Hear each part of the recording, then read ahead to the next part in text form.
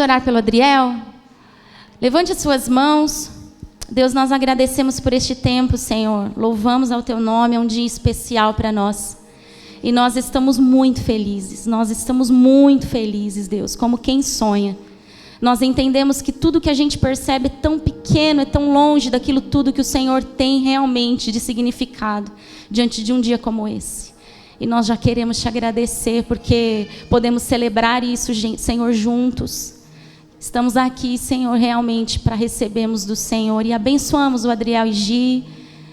Diante de todos os desafios, Senhor, eles estão aqui, Senhor, para estar conosco. Que o Senhor faça aquilo que o Senhor quer fazer, Senhor. Nós só queremos comer dos pães que o Senhor está multiplicando aqui nessa manhã. E nós te agradecemos, abençoamos o Adriel no corpo, na sua alma, no seu espírito, na sua saúde, nos seus relacionamentos, no seu trabalho, enquanto Ele nos dá, como sempre dizemos, que Ele possa receber, porque o Evangelho é este lugar de caminho de mão dupla, Senhor. Nós te agradecemos, em nome de Jesus. Amém. Bom dia, igrejas, paz do Senhor, igreja de Sabaúna, de César de Souza, Sabaúna que eu ainda não conheço, não tive o privilégio de cultuar com os irmãos lá, estou devendo, né, Dequinho? Estou devendo, mas pastor Dequinho, o povo não para de inventar as coisas para a gente fazer, Dequinho, eu acho que vai sobrar um tempo, mas eu não me esqueci da minha promessa e tenho muito desejo de estar lá. Acompanho vocês no Insta, a bênção de Deus lá. Bom dia, pastores, pastoras, esposas de pastores que estão aqui conosco. Bom dia, Nenê, Cris, que prazer ter vocês aqui. Marcos Bava, está aí? Está lá fora? Não entrou ainda? Oi, Marcos, sejam bem-vindos, queridos. Graças a Deus, hoje, como disse a pastora Vanessa, é uma manhã muito especial para nós, não é? Que bom ver a igreja reunida para coisas especiais. Graças a Deus. Muito bem. Ontem à noite, irmãos e irmãs, eu tive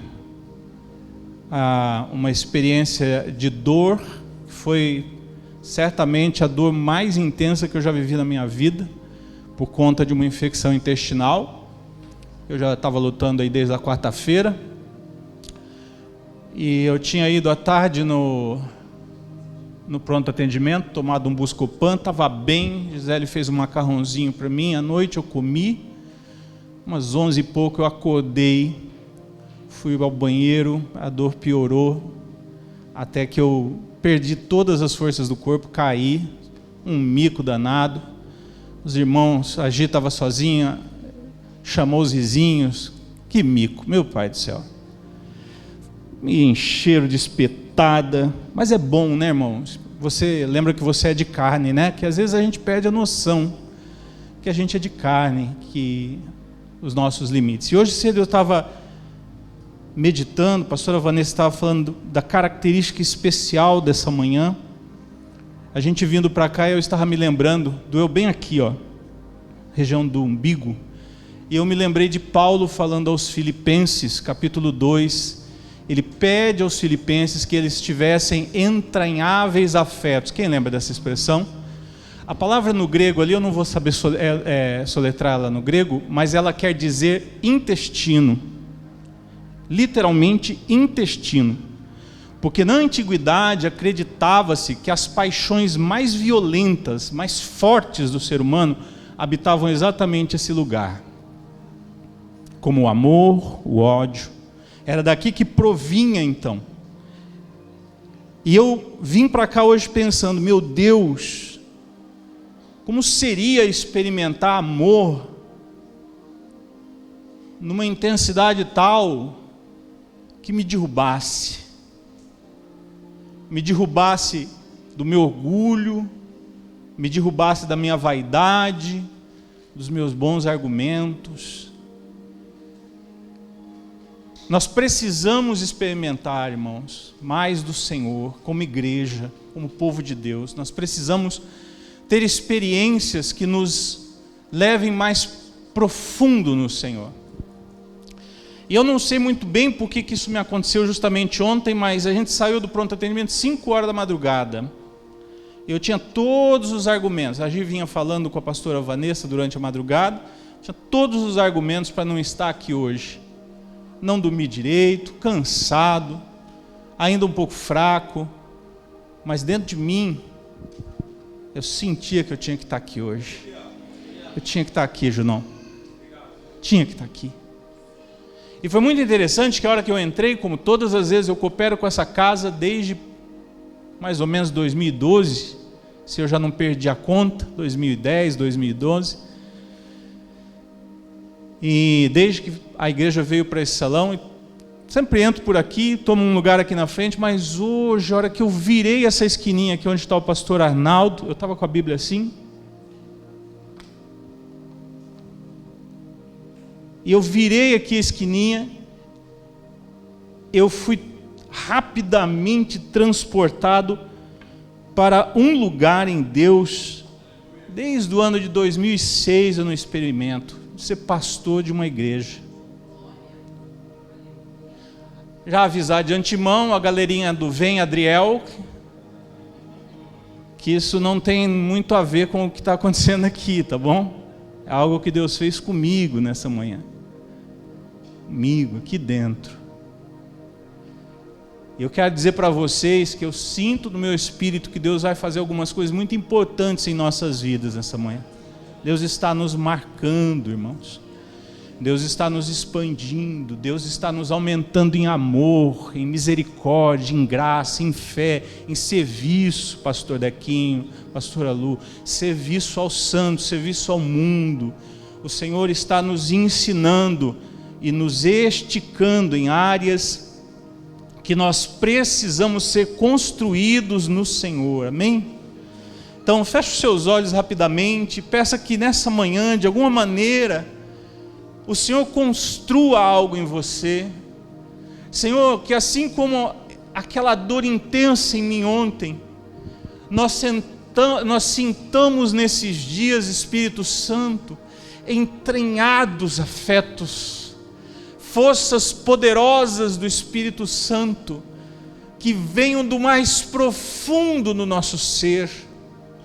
Eu oro por cada irmão e cada irmã que está aqui, que compartilhe comigo dessa chegada mais perto do Senhor, que nós possamos ser ativados e vivificados no Senhor nesses dias, principalmente aquele irmão, aquela irmã que há tempos não sente muita coisa, está empurrando com tanto sacrifício a sua fé, está se sentindo vazio de Deus, vazio de experiências no Espírito.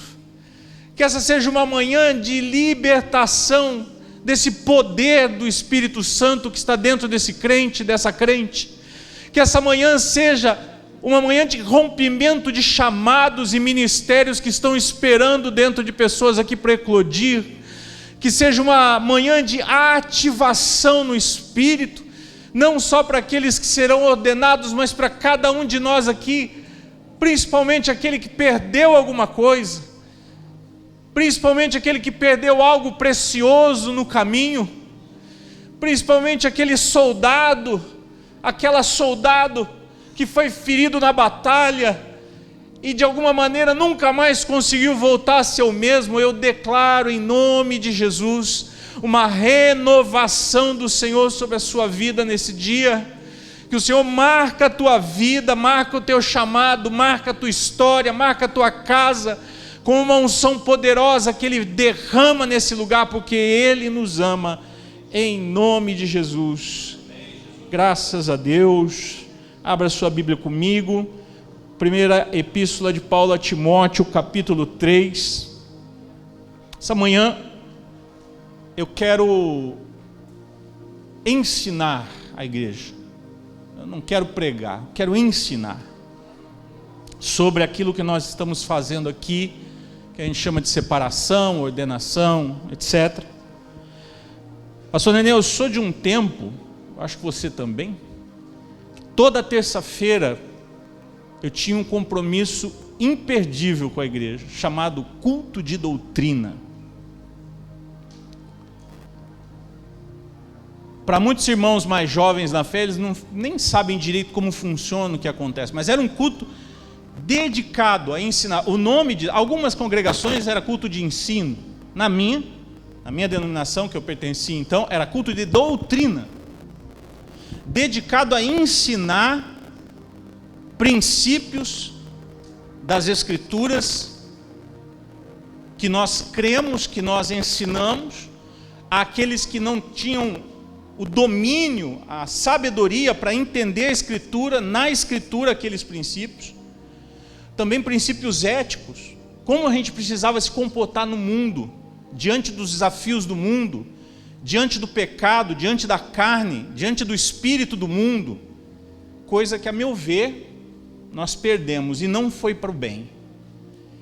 Eu tenho me preocupado, tenho falado isso, já falei isso com os pastores, me preocupa, porque nós estamos cada vez menos carregados desse conhecimento, dessa sabedoria do Evangelho. E no domingo pela manhã, tinha um outro compromisso muito importante que eu também não perdia, chamado Escola Bíblica Dominical. Todo santo domingo eu estava lá com a minha Bíblia e com a minha revistinha de escola bíblica para aprender da mesma forma verdades fundamentais do Evangelho, da história da igreja e etc. E foi na Escola Bíblica Dominical que eu tive, por volta dos 17 anos, a primeira experiência de ser desafiado a ensinar. E foi quando eu descobri uma vocação para o ensino. Ali Deus começou a plantar uma semente, convencendo-me que eu deveria ensinar. E que para ensinar eu tinha que aprender. E desde há muitos anos eu sou professor, mestre na igreja e professor em universidade por vocação de Deus. Uma vocação que eu não recebi por uma palavra de profecia. Eu recebi ao me aproximar de uma realidade, ao ser inserido nela e desafiado sobre ela. E é sobre isso que eu quero falar com você nessa manhã. Primeiro, a carta de Paulo a Timóteo, ela foi escrita, a maior parte de nós sabemos, do apóstolo Paulo para um jovem discípulo. Quando nós falamos jovem, nós não temos muita ideia da idade que ele tinha. Estima-se que entre 25 e 30 ou 35 anos. Essa era a juventude da época antiga. E nesse tempo que Timóteo recebe essa carta, ele é pastor, ele é líder numa igreja, em uma cidade muito importante, muito proeminente do mundo antigo, chamada Éfeso. Uma igreja cheia de desafios, com muitos desafios, inclusive com desafios doutrinários muito importantes. Então a carta do apóstolo Paulo ao Timóteo é uma carta de instrução para que o seu filho na fé procedesse à frente de um povo com graça e sabedoria. Capítulo 4, não é esse o texto que eu vou ler, mas no capítulo 4, se não me falha a memória, versículo 12, Paulo diz para ele: não permita que ninguém o menospreze você porque você é jovem. Não permita, ele não está dizendo para as pessoas não menosprezarem ele, está dizendo, não permita. Mas você não permite que alguém te menospreze, não é sendo rude, não é sendo carnal, é você subindo o sarrafo, é você subindo a medida, para que ninguém encontre em você aquilo que pode ser motivo de menosprezo.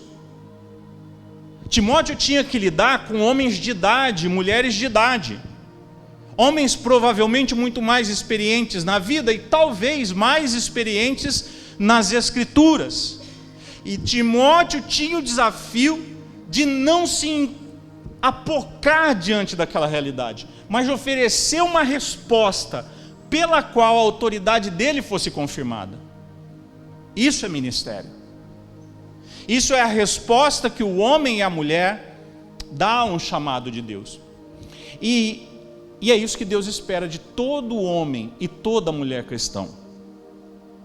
Entenda, igreja, cada um de vocês, dos mais jovens aos mais experientes, homem e mulher, se você acredita dentro de você que você não tem um chamado de Deus e, consequentemente, um ministério, não é porque Deus não chamou você, mas porque você não ofereceu uma resposta. Simples assim. Em algum momento da caminhada cristã, ou alguém confundiu a sua mente. Por quê? Porque dentro de nós, de todos nós, habita um pequeno católico. Até aqueles que nunca foram católicos, apostólicos romanos, são mais católicos dentro de si do que imaginam. Por quê, pastor? Pergunta para mim por quê, Gisele. Porque não conseguem olhar para um pastor e não acreditar que ele não é um sacerdote. Mas o pastor, a pastora, não é sacerdote. Não é especial. Não é melhor. O chamado que ele tem não é superior do que dos demais crentes. É óbvio que Deus capacita homens e mulheres com diferentes dons. Isso é outra coisa. Mas lendo o texto que eu separei para a nossa introdução, veja lá, capítulo 3, verso 1, nós vamos entender. Esta é uma afirmação digna de confiança. Qual a afirmação, irmãos? Leia aí em voz alta. 1, 2, 3.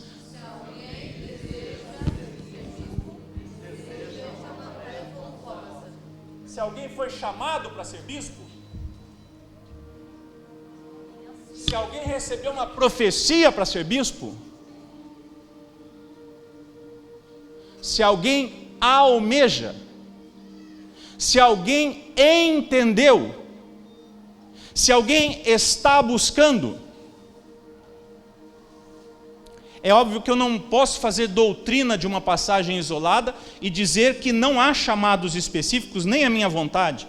Eu só quero que você entenda que o nosso pequeno católico nos coloca numa posição que a gente se sente serviçal de uma classe da igreja chamada clero, ministério, e que, portanto, essa classe especial que ocupa o lugar mais alto da igreja carrega coisas que nós não temos, dons, talentos, possibilidades.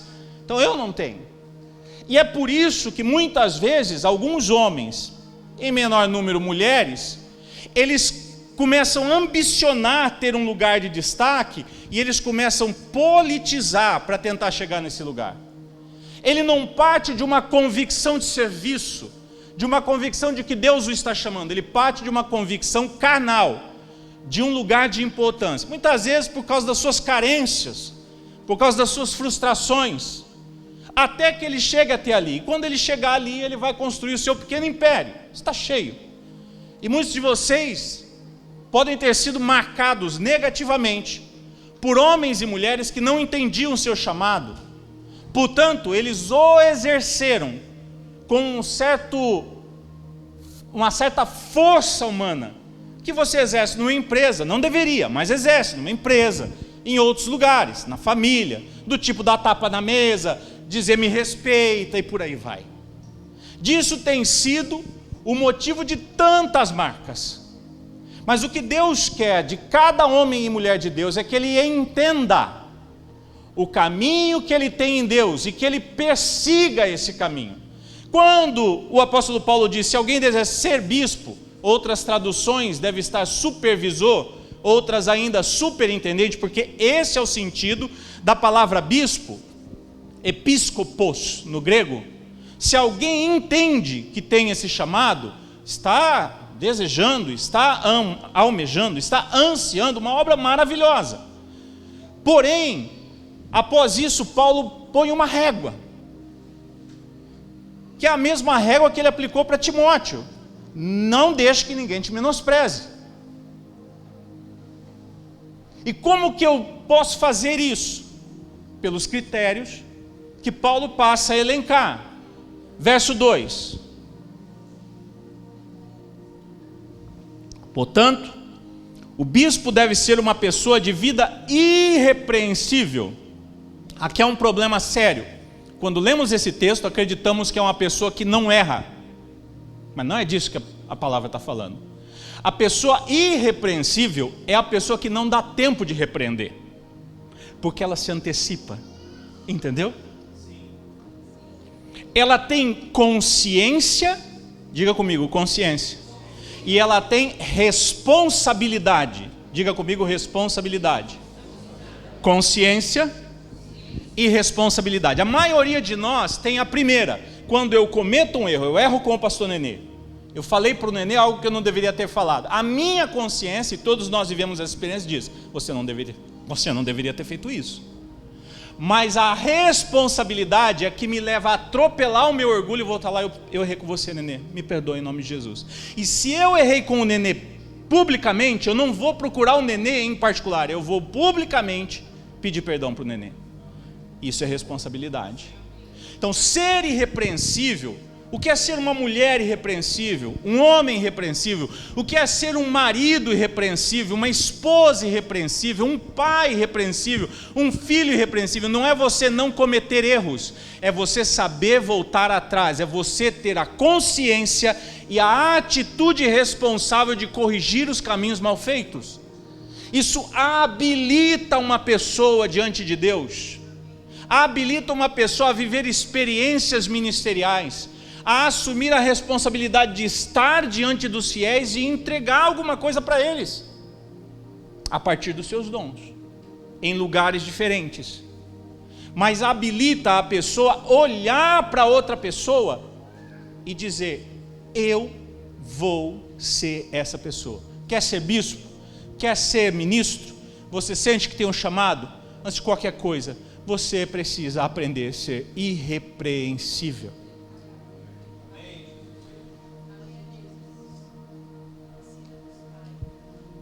Continuamos. Glória a Deus. Deve ser marido de uma só mulher, ter autocontrole. Uau! Eu não vou parar em cada item, porque senão nós vamos nos estender demais. Só quero que você entenda um princípio fundamental desse trecho. Precisa viver com sabedoria e ter boa reputação. Não, a reputação não é importante. É importante sim.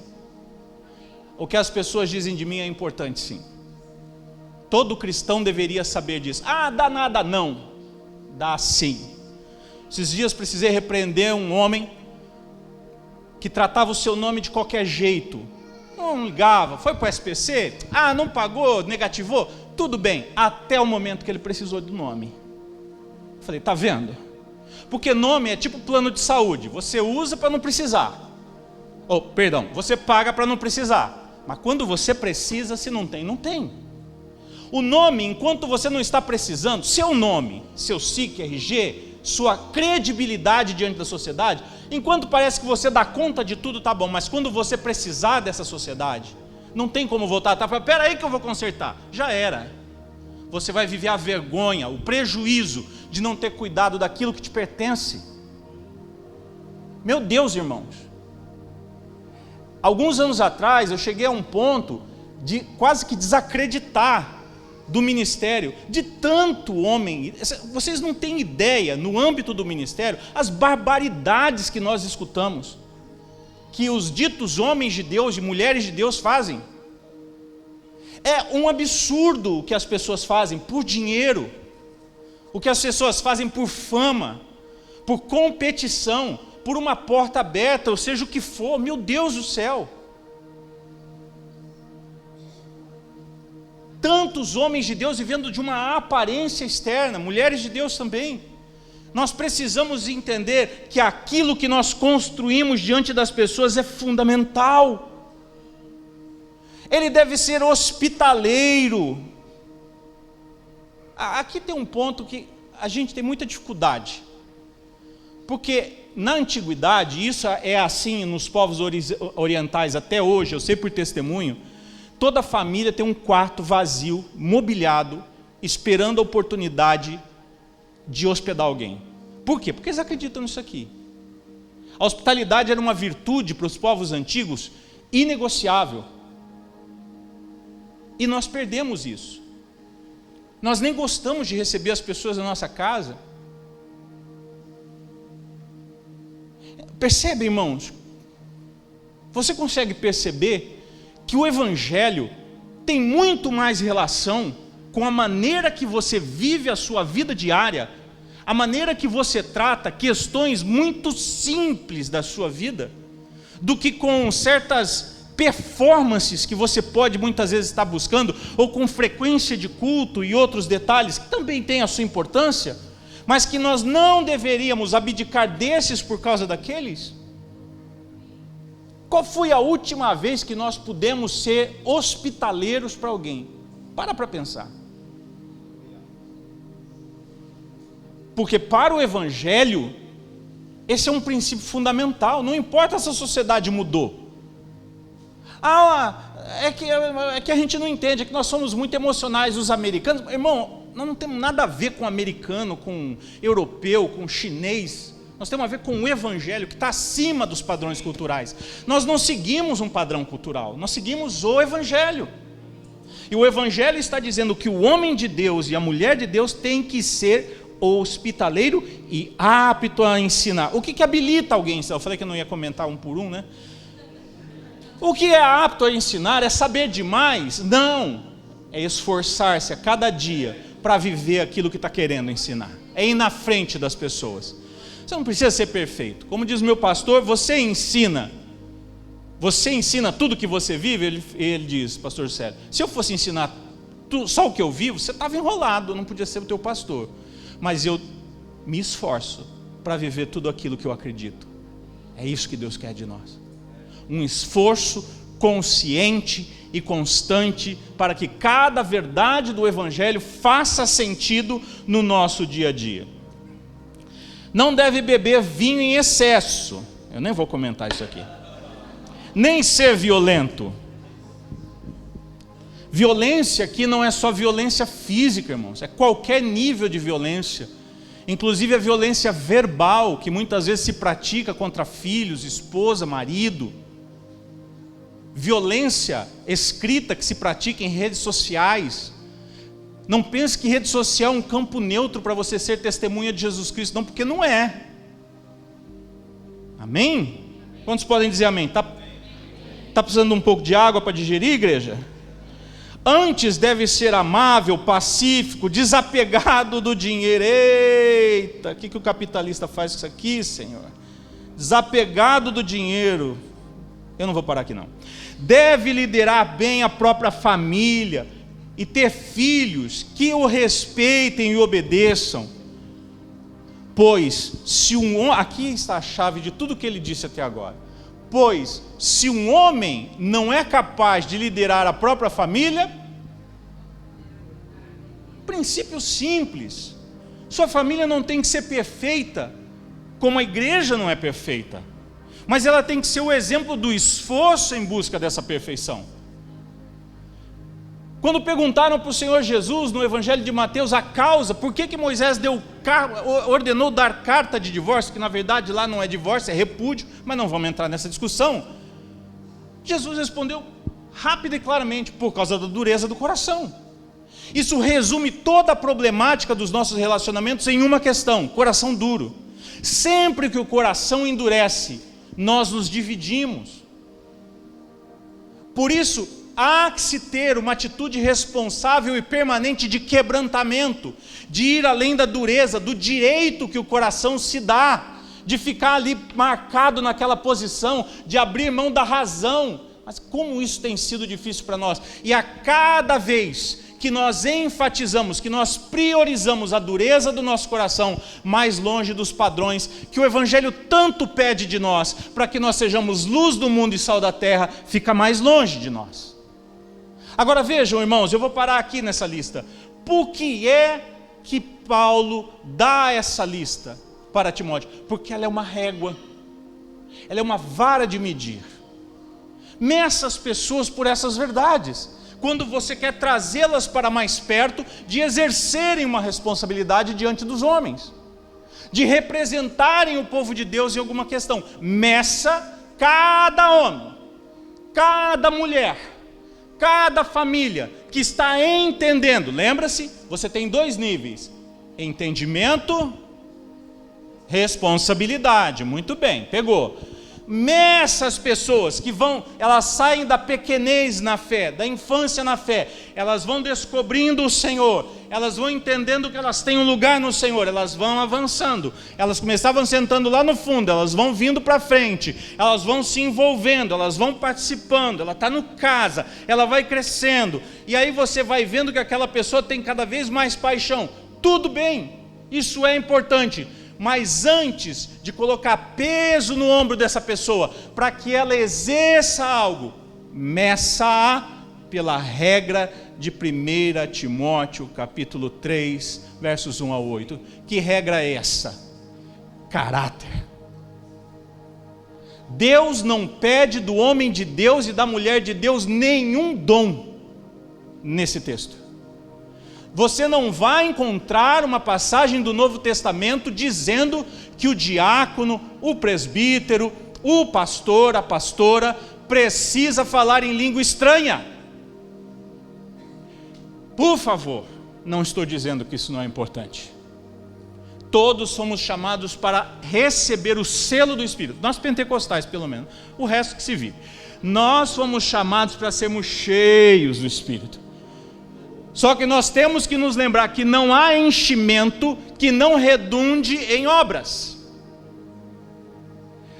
Ou seja, dito de outra forma, se você fala em língua, você dá pirueta, você arrepia, mas no outro dia nada muda na sua vida, sua conduta continua sendo a mesma, você recebeu qualquer coisa, menos o Espírito Santo. Você teve uma experiência mística, você teve uma experiência psíquica, uma catarse ali, você estava cheio de coisas nas suas entranhas, botou tudo para fora e pôs na conta do Espírito Santo, mas não era, porque toda a obra do Espírito Santo no crente redunda em arrependimento e missão. Toda a obra do Espírito Santo no crente redunda em algo que o melhora, que o impulsiona. E se não é isso que vem acontecendo com as nossas vidas, nós estamos ficando fracos e doentes. Entendeu? 1 Coríntios capítulo 11. Se você não discerne o corpo, você fica fraco, você fica doente e acaba morrendo.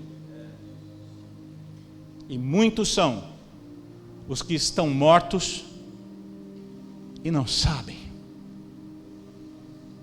Pastor Adriel, como eu descubro se eu estou doente espiritualmente? Se esses traços de caráter que precisam ser gerados na sua vida não estão? Se faz tempo que você não se quebranta, que você não pede perdão, que você não muda uma obra, não sai de uma obra morta de pecado para a vida em Cristo. Se você está cada vez mais mecanizada, porque a vida em Cristo é vida, irmãos, é vida de verdade, é todo santo dia vivendo experiência com Ele, é todo santo dia sendo transformado profundamente com Ele, por Ele, desculpe. Resumindo, irmãos, Deus não pede para diáconos, Deus não pede para obreiros e obreiras, Deus não pede para pastores e pastoras, que eles tenham muitos dons, que eles saibam pregar habilmente. Ele pede para que eles entreguem o seu caráter nas mãos do Senhor e vão para a cruz. Seu caráter está na mão do Senhor, querido. Deus está tendo acesso no teu espírito. Deus está tendo acesso ao teu coração. Deus está tendo acesso à tua mente, Ele consegue falar com você, e você consegue oferecer uma resposta. Timóteo, pega essa régua e olha, a pessoa tem consciência? Uau, glória a Deus, estamos cheios de esperança. Nós estamos rogando ao Senhor da Seara para que envie obreiros, e Ele está despertando consciência nos crentes. Olha aquela mulher de Deus, carregando um fardo dentro da sua casa, muitas vezes em silêncio, por causa da dureza do coração do marido dela. Mas olha que testemunho, olha que força de fé. Uau, glória a Deus. Quantos de nós, olha aquele homem que vem de uma família toda destroçada, Ele não saberia ser pai, ele não saberia ser marido, porque ele não teve pai, ele não viu o pai ser marido, mas olha, ele está oferecendo resposta. Cada vez que ele erra com a mulher dele, ele procura a gente e pede: pastor, pelo amor de Deus, ora por mim, eu sou muito ruim de coração, eu não consigo acertar. E a gente vai, e ele vai deixando que o evangelho vai entrando nele, e vai transformando cada detalhe.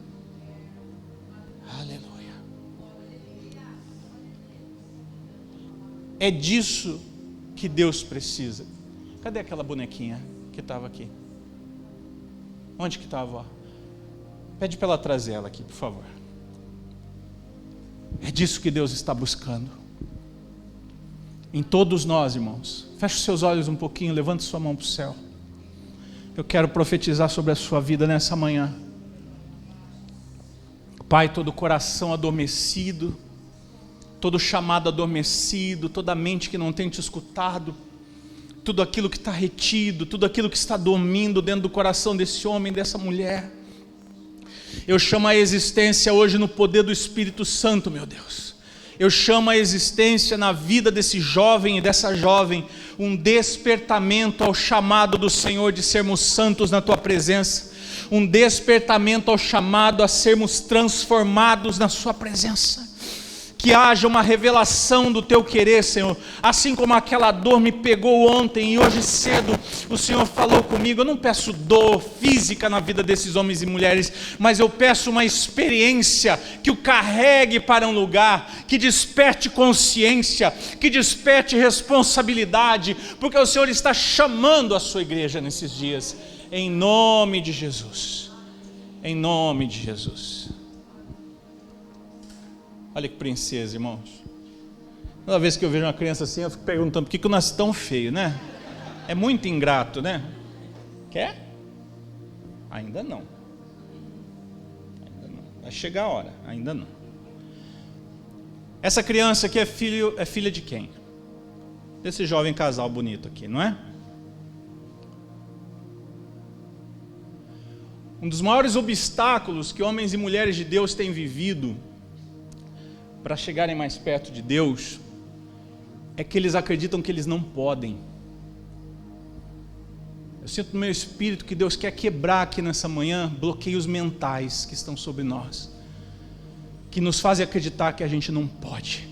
Eu não sei ser, eu não nasci, eu não fui chamado para ser obreiro, ser evangelista, seja lá o que for. Mas quem disse que você precisa disso? Você só precisa acreditar que Deus te chamou. Veja, vou fazer uma experiência aqui. Você é casada? Claro, né? Eu sei, só para perguntar. Você é mãe? Pega essa criança.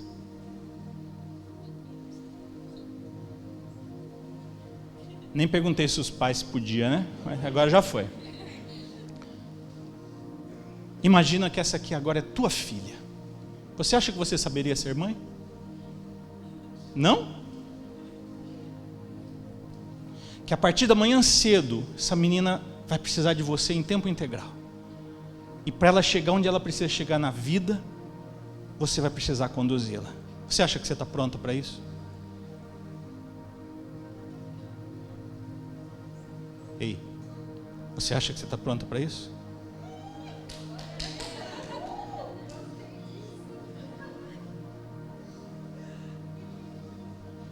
Pastor, onde você quer chegar? Não interessa se você está pronto. Interessa aquele que te chamou. Porque essa menina tão novinha carrega dentro dela uma essência chamada maternidade. Pastor, a senhora estava pronta quando a senhora teve seu primeiro filho? É. Você estava pronta? Quem que está pronto? E você quando casou? Era um homem super maduro.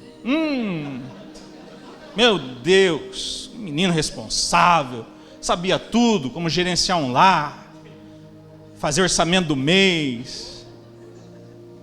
De surf você entendia, né? Quem que está pronto, pastor Nenê? Quem que está pronto para o chamado de Deus? Quem que está pronto para liderar? Quem que está pronto para ser pastor? Quem que está pronto para discipular outra vida? Nenhum de vocês está. Eu não estou, mas esse é o nosso problema. Nós olhamos para nós e apocamos a obra de Deus na nossa vida. É por isso que nós estamos onde nós estamos. Não é porque nós não temos um chamado, é porque a gente não se entrega. Quando eu tinha tua idade, como é teu nome? Kevin, quando eu tinha tua idade, não podia fazer um apelo na igreja. Eu enfiava a cabeça nesse lugar aqui, assim, ó. E ficava, Deus me usa, Deus me usa, Deus me usa, Deus me usa, eu quero. Eu não sabia o que eu estava falando. Porque o evangelho e o chamado de Deus tem me esticado de um jeito que eu nunca imaginei que eu seria esticado. Você acha que é engraçado vir aqui falar que Deus recuperou alguma coisa em mim? Não, irmãos, eu não estou interessado no que vai ser amanhã, se eu vou voltar a ser pastor de uma igreja local. Eu estou interessado naquilo que Deus está falando comigo. Ele falou, está falado. Eu estou aqui, Jesus, se eu precisar fazer a volta de novo, eu faço, porque não se trata de mim, se trata dele, se trata daquilo que ele tem na nossa vida, irmãos. E uma coisa eu tenho certeza nessa manhã, Deus quer usar a tua vida, Deus quer, eu já ia devolver, mas eu confesso que a moça está quase se acabando aqui. Mas eu confesso, não lembro mais o que eu ia falar que eu confesso. Oh, meus irmãos, não é isso aí que eu não ia falar, não. Não é isso, não. Será que nós estamos prontos para entregar tudo na mão do Senhor? Sabe uma coisa muito interessante do Novo Testamento? Se você continuar lendo aquele da primeira carta de Paulo a Timóteo, se você continuar lendo os versículos subsequentes, Deus vai falar também sobre os diáconos. Paulo vai falar também sobre os diáconos. E a mesma lista que Deus pede dos presbíteros, dos episcopos, ele pede dos diáconos. Hoje para nós fizemos uma hierarquia na igreja, que diácono é menor do que pastor, que é menor do que bispo, que é menor do que apóstolo, né? E assim vai. Então na nossa cabeça, quanto mais embaixo eu estou na hierarquia, menos responsabilidades eu tenho, não é assim? Então se eu sou diácono, eu abro porta, eu fecho porta e faço essas coisas. Pô, se eu virar presbítero, igual um cara que eu conheci que lutou tudo que ele podia para ser ordenado presbítero, na maior parte das denominações pentecostais, o presbítero é um encargo local. Ele não pode operar esse encargo em outra igreja que não é a igreja que ele está ordenado. Já o pastor não, o pastor pode ser pastor de outras igrejas. E esse irmão lutou até que o pastor ordenou ele presbítero. E aí a hora que ele ordenou ele presbítero, ele ficou lá na frente do púlpito, os irmãos tudo vindo cumprimentá-lo, tudo feliz, e a esposa com a Joanete doendo, não aguentava mais. E aí uma hora ela chegou nele e falou assim, ô bem, vamos embora. Ele virou para ela e falou, bem não, presbítero.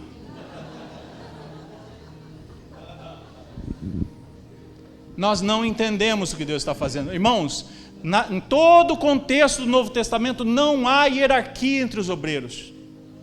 Os mesmos termos que são usados para um são usados para outros.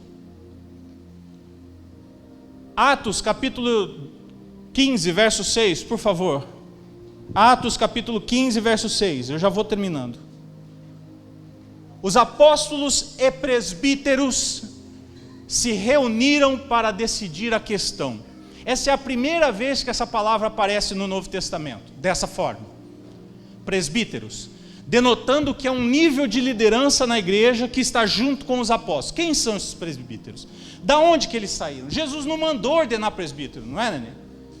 Essa palavra é uma transliteração da palavra grega presbúteros, que significa ancião, velho. E o que isso tem relação com a liderança da igreja? Quando você lê Números capítulo 11, verso 16, você está num texto no qual lá atrás, na caminhada pelo deserto, Moisés estava cansado da sua carga, pede para morrer, faz um drama danado, e Deus lhe dá uma direção. Você precisa dividir a carga que está sobre você com um grupo de homens que vão ajudar você com essa carga. E dizia, então o Senhor diz, Moisés, reúna diante de mim. Não, eu quero outra versão, para fazer os irmãos entenderem. Eu quero a Ara, por favor, você tem aí? Almeida, revista e atualizada. Disse o Senhor a Moisés: ajunta-me 70 homens dos anciãos. O original aqui é hebraico, então não é presbúteros, que é grego, é zaquém, que quer dizer ancião, pessoa de idade. Ajunta-me 70 homens dos anciãos de Israel, que sabem serem anciãos. Ué, mas se ele é ancião, como ele pode ser outra coisa? O que Deus está dizendo é que tem pessoas que elas amadurecem biologicamente, mas elas não amadurecem intelectualmente e no caráter. Então, ele é um homem de 40, mas as suas atitudes são de 20. Por quê? Pergunta por quê? Porque ele ficou preso. Porque ele não se libertou das paixões da juventude. Porque ele não se libertou das carências do menino. Isso serve para a mulher também. Ou seja, ele é um homem de 40, mas ele carrega dentro dele um menino que o governa. Ou ela é uma mulher de 40 que carrega uma menina que a governa. Então ele tem toda a condição que o tempo de vida outorgou para ele, e a gente pode acrescentar nesse caso, o tempo de evangelho, mas ele não está no presente. O tempo passou, Deus quis caminhar com ele, deu consciência, ele não respondeu com responsabilidade. Então não tem como, porque se você coloca peso no ombro dele, cai. Isso faz sentido para você? Tipo a pessoa, uma vez eu estava aconselhando um jovem pai, 30 anos de idade, é jovem, né? Um jovem pai, e ele chorando, sentado assim num canto do púlpito, falou: Adriel, eu estou muito mal, porque quando eu vou comprar roupa para meus filhos, eu fico insistindo com a minha mulher, que tem que ser tudo de promoção, o mais barato possível, mas quando eu vou comprar tênis para mim, eu compro tudo de marca. O que acontece comigo? O que acontece com ele? É um menino. Está rindo porque você faz isso?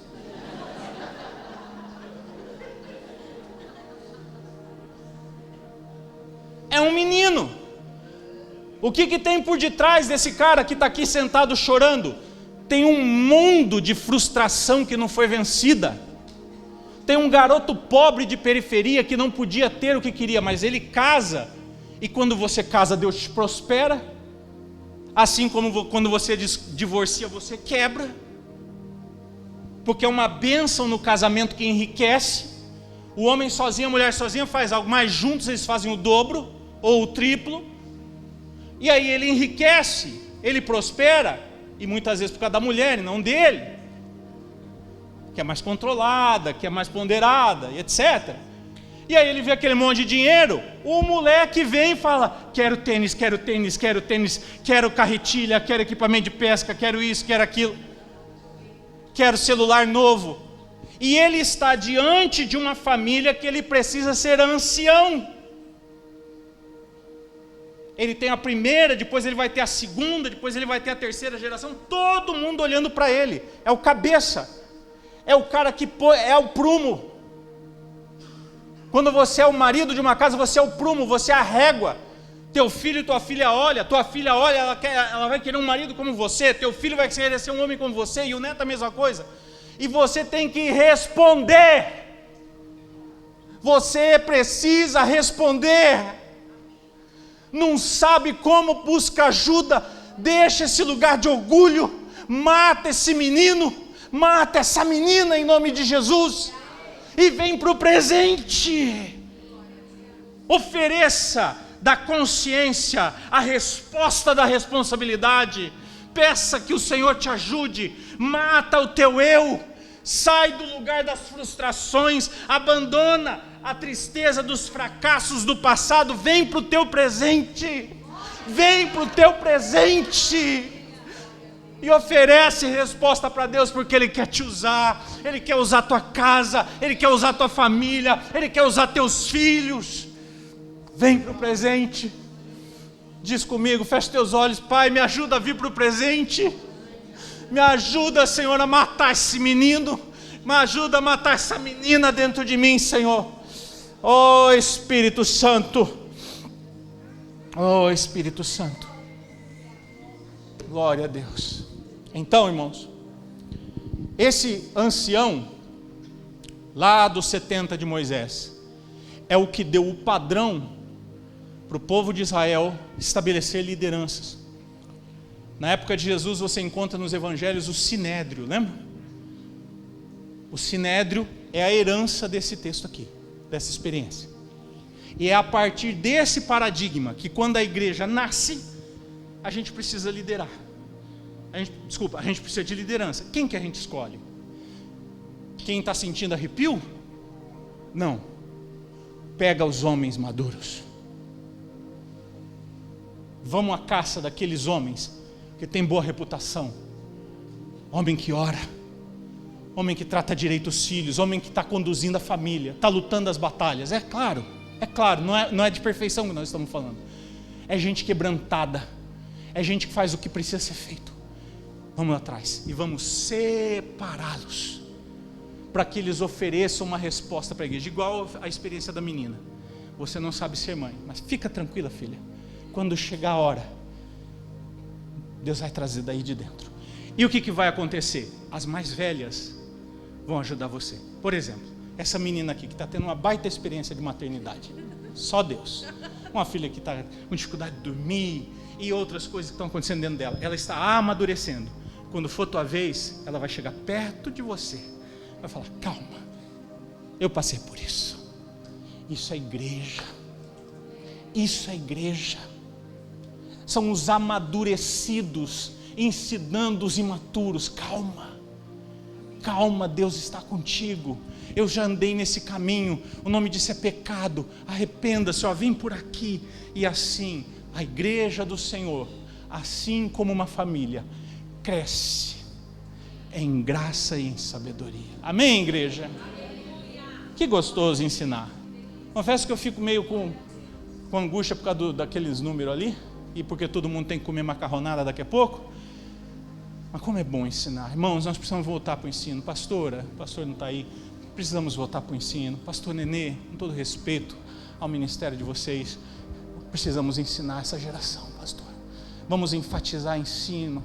Vamos enfatizar ensino, Dequinho, Junão, pastores que estão aqui. Meu Deus, nossa geração está muito pobre das escrituras. Precisamos de novo nos voltar, né, pastor André? Nos voltar para as escrituras. Aleluia. E é isso que nós vamos fazer aqui hoje à noite. Hoje à noite não, hoje de manhã. À noite eu estou em Suzano. Deus separou esse tempo e a igreja entendeu que era um tempo de separação de vários irmãos e irmãs para o diaconato, nas 3 igrejas, né? Tem diáconos das 3 comunidades? Muito bem, das 3 igrejas, Adoração e Vida, e de alguns casais de pastores, mais especificamente, pastores, deixa assim, pastores e pastores. E nós fazemos isso com muita alegria. Por quê, irmãos? Porque é sinal de vitalidade. É sinal de graça de Deus na nossa vida. É sinal que nós estamos crescendo. Vocês estão felizes por isso? Porque eu sei que a maioria de vocês estão aqui, estão representando essas 3 comunidades, essas 3 casas. E nós estamos, ao nós participarmos desse momento, nós estamos honrando esses irmãos e irmãs, dizendo para eles: nós aceitamos vocês como igreja. Nós nos submetemos a vocês, ao serviço de vocês como igreja. Isso é muito precioso. E o meu desejo, o desejo do meu coração, é que isso se multiplique. Amém? Que isso se multiplique. Que nós tenhamos mais homens e mulheres atravessando essa linha de limite da inércia, da falta de operação, da sequidão, para entrarem num lugar de serviço. E a igreja vá operando e vá crescendo, que pessoas recebam um chamado e comecem a fundar outras congregações, vão saindo daqui, sabe, vão se espalhando e o evangelho vá crescendo, pessoas comecem, grupos pequenos em suas casas, sejam habilitadas. Porém, irmãos, nunca se esqueçam, nós precisamos oferecer uma resposta. Nós precisamos de consciência e precisamos de responsabilidade. Esse é o nosso chamado. Foi isso que eu fiz um dia, com 22 anos de idade, quando um homem de Deus entendeu que precisava separar eu e a Gisele para o ministério, nós não entendíamos direito o que estava acontecendo. Erramos tanto, tanta imaturidade, mas há 30 anos estamos fazendo, oferecendo nossas respostas. É isso que tem acontecido com cada um daqueles que estão caminhando com Deus, mesmo aqueles que não estão ocupando um lugar de liderança na igreja. Por último, deixa eu explicar algo que talvez seja importante.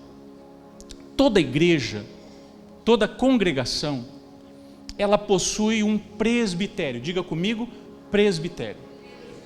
Presbitério vem da palavra presbítero, ou seja, um corpo de liderança que responde, se responsabiliza pela igreja.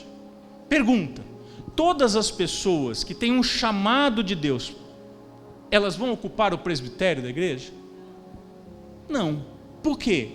Porque não cabe. Em alguns casos, como na minha igreja, vai ter mais gente no presbitério do que no restante do corpo, porque são muitos pastores. Então, quando você vai entendendo o seu chamado, você ganha um lugar de operação no corpo de Cristo. Você ganha em responsabilidade, em maturidade dos seus dons e você vai operar. Mas necessariamente você não vai participar do presbitério. Muitas igrejas escolhem o seu presbitério e é um presbitério permanente. Em outras, esse presbitério é eleito de tempos em tempos. Isso não importa. O que é importante nós entendemos que quando Deus nos desperta ao chamado, nós não temos que buscar um lugar na liderança da igreja. Nós temos que buscar um lugar de operação no corpo de Cristo. Nós temos que abençoar pessoas, nós temos que derramar sobre as pessoas aquilo que Deus está colocando em nós. Se for do propósito de Deus e houver reconhecimento da igreja, nós seremos levados para um lugar desse. Mas como Tiago ensina, nunca ambicione esse lugar, porque você carrega mais peso. Eu tenho visto muitos casos de homens e mulheres que quando o peso cai no ombro deles, eles se perdem. Eles não estavam prontos. E não é difícil ter aqui no nosso meio nessa manhã alguém que passou por uma experiência de frustração no ministério. Foi ordenado, começou uma congregação, alguma coisa do tipo. Aconteceu algo, culpa sua ou culpa do outro, não importa. Mas a dor foi tão grande que você falou: nunca mais. Preciso dizer para você, você está errado. E você precisa se arrepender, porque o teu chamado está aí dentro de você, e você precisa deixar esse passado para trás, e voltar a um lugar onde Deus te espera, porque o erro do passado, seja de quem foi, não pode determinar o teu presente.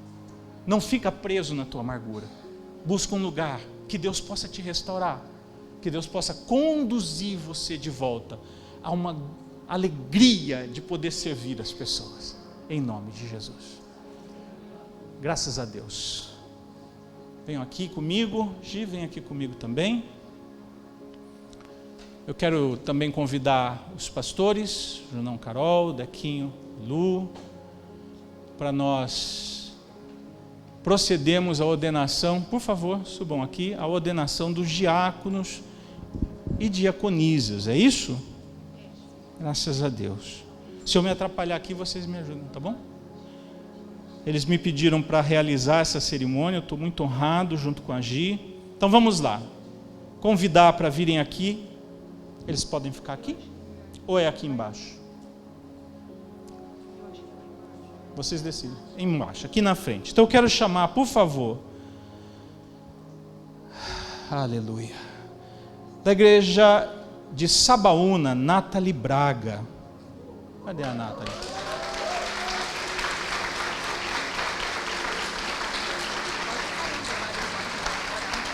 De César de Souza, irmã Silvana da Paixão, irmão Charles de Paula, irmã Tamires Ventura, irmã Isabel Cristina de Moraes, e irmão Luiz Gonzaga da Silva.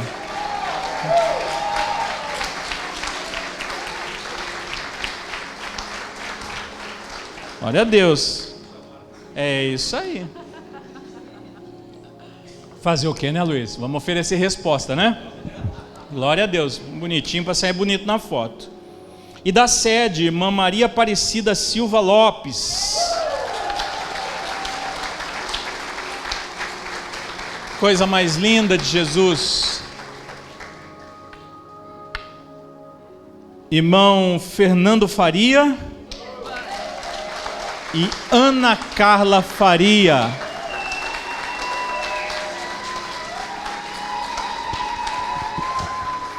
Nossa, sucesso, hein? Essa santa aqui, gente, olha, vai ser isso. Vamos repartir aqui para não ficar muito apertado. Essa santa aqui, ó, olha que sorriso. Essa irmã nos serve há tantos anos. O que nós estamos dando para ela, irmãos, com essa ordenação? Só reconhecimento. Não é? Ela que nos abençoa. Glória a Deus. Tem lugar para todo mundo na casa do Pai, amém? Tem lugar para todo mundo no ministério do Senhor, isso. E nós vamos agora orar e abençoá-los. Vamos ordená-los a esse chamado tão precioso. Como eu disse para vocês, tudo aquilo que eu li sobre o bispo, o presbítero, a presbítera, está lá na Escritura, dita a mesma coisa sobre nós. Que essa régua, ela atinge o coração de vocês. Sabe, aquela régua, ela fale com você. Não é para você olhar e ver seus pecados e dizer, eu não sirvo. Para você dizer, Jesus, eu estou aqui, me leva, me estica. Essa oração tem me ajudado muito, eu e a Gi. Quando você perceber assim, que alguém fez alguma coisa e você não consegue, me estica, Jesus. Ora desse jeito, fala, me estica, sabe, me leva além, me abençoa, me dá graça. Vocês nunca serão frustrados, pelo contrário, a igreja será abençoada por tudo aquilo que vocês carregam, amém? Glória a Deus. Não, assim mesmo, isso. Eu vou orar junto com a Gi. E essas toalhinhas bonitas aqui, para que é? No final? Eu vou, junto com a Gi, ungí-los. Obrigado. Pode deixar que eu não vou lavar sua roupa inteira com esse azeite, não, viu? Fica tranquila. Mas depois é só dar uma lavadinha que sai uma vez na vida, né? Não vamos morrer por causa disso. Eu vou pedir para a igreja ficar de pé. E vou pedir para os pastores e pastoras, à medida que nós ungimos, vocês orarem, profetizarem, viu? Orem, profetizem, ponham mãos, abençoem o chamado e o ministério desses irmãos. Se você puder levantar suas mãos, se o braço cansar, você troca o braço, tá bom? Mas eu quero que a igreja também ore e abençoe essas vidas, em nome do Senhor Jesus, meu Pai. Pode. Em nome de Jesus. Vai todo mundo para lá, vai me deixar sozinho aqui? Ah, não. Vem cá, Carol. Vem cá, Juno. É que vocês vão ungir lá, né? Em nome de Jesus, Senhor. Pode ajoelhar. Podem dobrar os seus joelhos. Nós abençoamos esses homens e mulheres. Que Deus te dê, meu irmão, a graça que você precisa. Que esse azeite seja a unção do Espírito Santo sobre você. Ou que você seja levada a um outro nível na sua fé. Que vocês sejam levadas a um outro nível. Entenda o seu lugar, entenda o seu serviço, entenda a sua obra, em nome do Senhor Jesus. Em nome do Senhor Jesus, haja um derramar de graça para o serviço. Irmãos, irmãs, lembrem-se de Estevão, cheio do Espírito Santo, cheio do Espírito Santo de graça,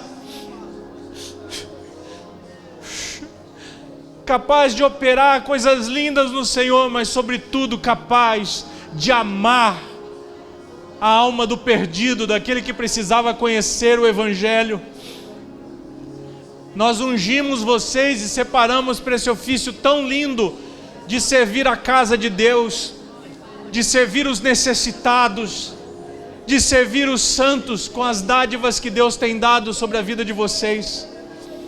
Eu oro em nome de Jesus, para que toda a graça que vocês precisam para oferecer suas respostas, toda a graça que vocês precisam para dar aquilo que Deus quer de vocês, venha sobre vossas vidas nesses dias. Que haja um desatar de Deus, que haja um agir do Espírito em todas as áreas de necessidade, de fragilidade, de pecaminosidade. Que vocês tenham experiências lindas com o Espírito Santo, que vocês tenham experiências lindas com a graça de Deus, em nome do Senhor Jesus. Que vocês sejam um testemunho para a igreja, que vocês sejam um testemunho para os fiéis, que vocês sejam um testemunho para os que estão de fora.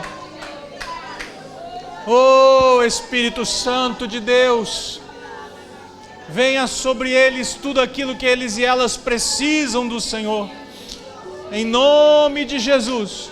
Tudo que lhes falta, meu Deus, que esse momento solene na Tua presença desperte o coração de outros irmãos e irmãs que estão aqui, porque a Tua obra está clamando por aqueles que se rendem, aqueles que decidem ir um pouco mais longe com Você, Senhor.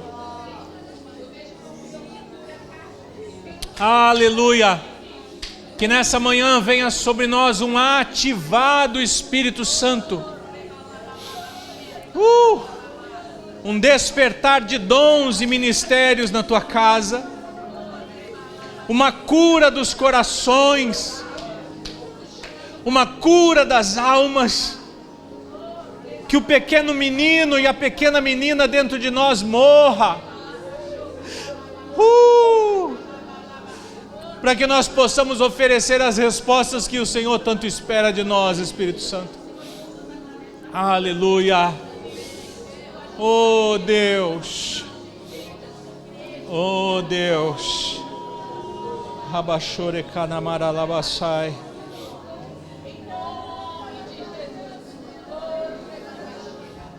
Há uma discussão muito antiga na igreja sobre o ministério feminino. Ou seja, mulheres podem ocupar um lugar no ministério oficial da igreja, no presbitério, podem ser ordenadas a pastoras. E nunca houve na história da igreja, desde obviamente a Reforma Protestante, um consenso sobre essa questão. Até mesmo nas denominações pentecostais, irmãos, fiquem aqui um pouquinho mais comigo, tá bom? Até mesmo nas denominações pentecostais, há aquelas igrejas que ordenam pastoras, há aquelas igrejas que não ordenam pastoras. No caso da adoração em vida, há sim uma liberalidade para a ordenação feminina, ao mesmo tempo que há uma liberdade para essa mulher entender e escolher participar da ordenação do esposo ou não. A verdade é que tanto num caso quanto no outro, não há, na minha forma de entender, como separar. Não há pastor que não tenha uma mulher pastora do seu lado, exerça ela algum dom na igreja ou não. Nenhum homem de Deus exerce suficientemente seu ministério se não houver uma mulher muito idônea do seu lado. Nesse caso, ela é tão participante dessa unção quanto ele, na minha forma de compreender, mesmo que ela não tenha sido ungida. Mas nós procedemos com um respeito à convicção daquela pessoa, tá bem? Então hoje nós queremos proceder uma ordenação ao ministério pastoral de um casal muito querido, que eu e Gisele vimos acompanhando. Eles já são acompanhados aqui pela casa há muito tempo, mas eu e Gisele, nos últimos tempos, acompanhando mais de perto, somos testemunha do testemunho que vocês têm dado, da resposta que vocês têm oferecido, não é? E recentemente até conversei com o Tiago, com o Mari, e aí? Não é? Como que está para vocês essa questão? E foi muito bacana ver aquele medo que é natural, aquela sensação, e agora, né? Será que eu dou conta? Mas eu espero que eu tenha conseguido deixar claro, não vou precisar pôr uma criança no braço de vocês, não é? Para deixar claro que não é uma questão de estar pronto, de ter as ferramentas ou não. É a resposta que a gente oferece. O resto é com o Espírito Santo, é o tempo, é o amadurecimento. Eu vou dar um conselho e também vamos ordenar, eu dou o conselho aqui em cima. Então eu quero chamar aqui à frente o casal Tiago e Mariana Carrupti.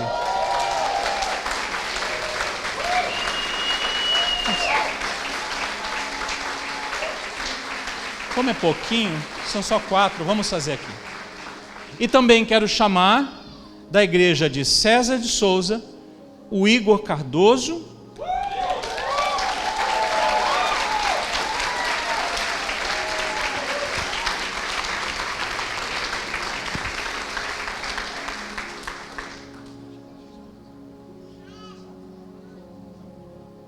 Então, nós queremos convidar a Flávia para ficar do lado dele aqui em cima.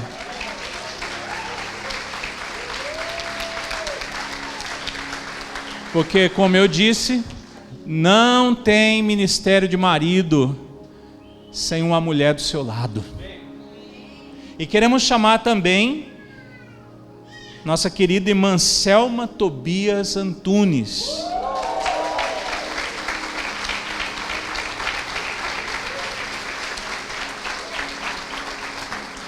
Eu gostaria de convidar o esposo da irmã Selma a ficar do lado dela. O senhor se importaria, meu irmão?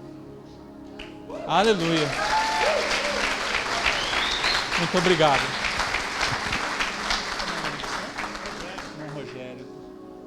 Porque não há ministério de uma pastora sem um varão ao seu lado. Glória a Deus. Eu quero chamar para nos auxiliar nessa unção, pastor André, pastora Rosana, por favor.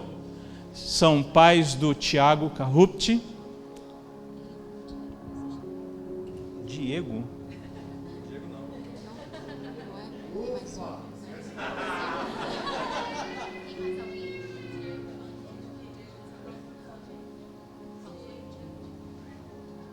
É que eu acho que não está aqui. Ah, não está, desculpa, pastor Diego.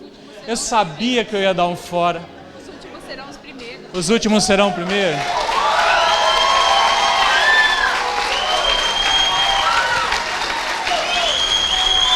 Eu sabia que eu ia dar um fora. Sua esposa ficaria... Você acha que ela se importaria de vir? Chamar a Edivânia para estar do lado do seu marido, Edivânia.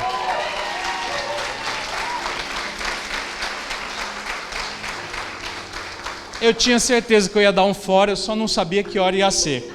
Caiu na vida do Tiago. Muito bem. Quero chamar também pastor Nenê e a Cris, pais da Mariana Carrupti. Por favor, ajudem-nos a abençoar esses pastores e pastoras.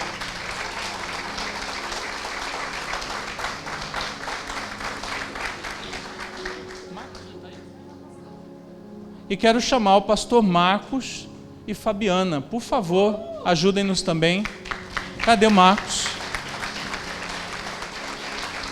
Ali. Mas rapaz, está escondendo de mim, tá? Vou pedir para vocês dobrarem seus joelhos. Pastor Dequinho, pastor Lulu, pastor Junão, pastora Carol, por favor. Glória seja dada a Deus. Fique de pé, igreja, junto conosco. Vamos estender a mão sobre a vida desses casais. Podem chegar mais perto, pastores. Ponham suas mãos. Esperem só derramar o azeite.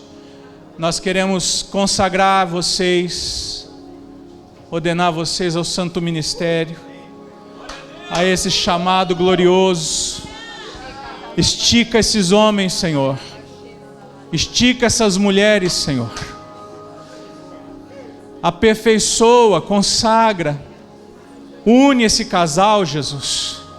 Une essas famílias em torno de um chamado que pulsa dentro do coração deles, que arde, que ocupa um espaço cada vez maior. Que a palavra cresça dentro de vocês, que o amor pelas vidas que Jesus deu a sua vida por elas cresça dentro de vocês, que haja um derramar de Deus, um legado maravilhoso do Espírito na igreja, uma nova geração de homens e mulheres dando testemunho da graça, dando testemunho do ministério, dando testemunho do chamado de Jesus Cristo. Nós profetizamos sobre a vida de vocês toda a unção, toda a graça, tudo aquilo que vocês precisam, toda a habilitação sobrenatural do Espírito Santo, os dons que estão aí pulsando dentro de vocês, sejam treinados, sejam enriquecidos, sejam aperfeiçoados, as espadas sejam afiadas nesse tempo, em nome de Jesus. Pai, nós abençoamos os casamentos que estão aqui representados na vida desses casais. Nós abençoamos cada casamento, cada matrimônio, a união, a aproximação, que não haja nenhuma brecha entre eles, que nada possa entrar entre eles, que o altar da oração esteja sempre levantado, em nome de Jesus. Que nunca vocês deixem o altar do Senhor vazio da presença de vocês, em nome do Senhor Jesus. Tudo aquilo que vocês precisam, tudo aquilo que vocês acreditam que ainda falta para vocês, seja suprido pelo Espírito Santo, seja suprido pela graça de Deus, em nome de Jesus. Ó Espírito de Deus, venha com a tua graça poderosa sobre a vida desses homens e mulheres, Espírito Santo. Todo chamado, todo serviço que eles precisam entregar no altar do Senhor. Oh, aleluia, aleluia, Senhor, aleluia, Espírito Santo. Glória a Deus. Que o crescimento de vocês seja notório para a igreja, irmãos. Que o crescimento de vocês seja notório para a igreja. Em nome de Jesus.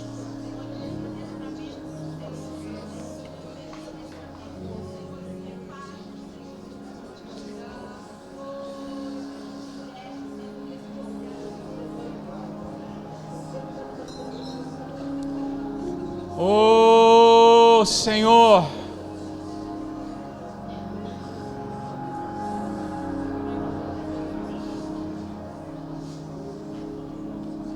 bendito Jesus.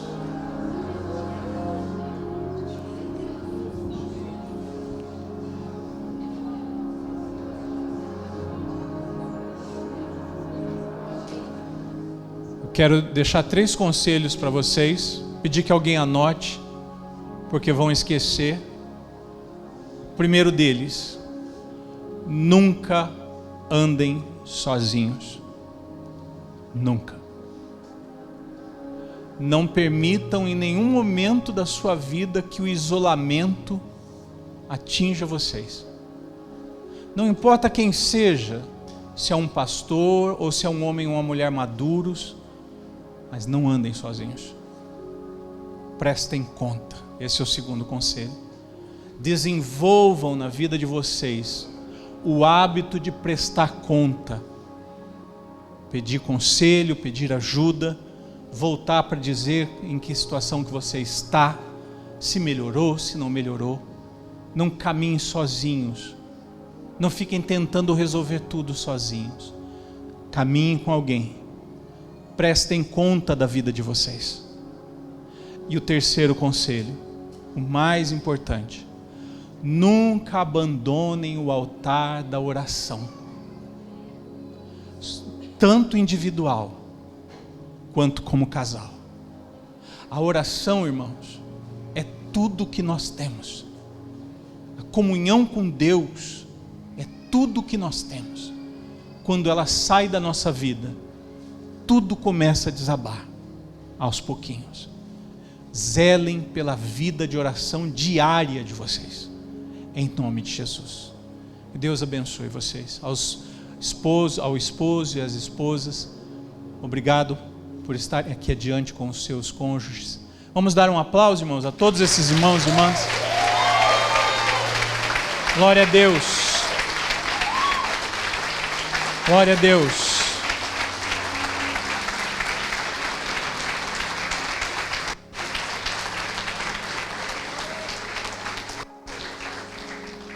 Graças a Deus.